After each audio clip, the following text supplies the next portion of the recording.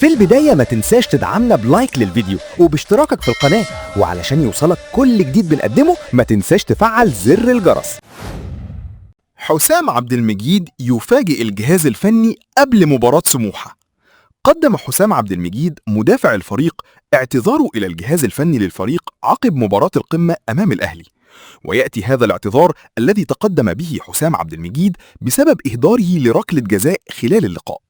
وجاء اعتذار اللاعب في أعقاب المواجهة التي شهدت خسارة الزمالك، حيث عبر عن أسفه لعدم استغلال الفرصة التي كانت قد تمنح الفريق أفضلية في تقليص الفارق، وبالتالي كان الوضع من الممكن أن يتغير.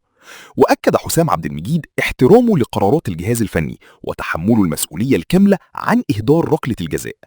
وتقبل الجهاز الفني للزمالك اعتذار اللاعب وطالبه بالتركيز والعمل على استعادة مستواه، خاصة مع اقتراب المواجهات الحاسمة القادمة.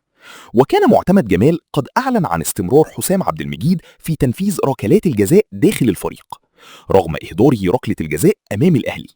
وأكد المدير الفني أن الثقة في اللاعب لم تهتز، موضحا أن إهدار الركلات أمر طبيعي في كرة القدم ويحدث مع كبار اللاعبين، مشددا على أن عبد المجيد يمتلك الشخصية التي تؤهله لتحمل المسؤولية.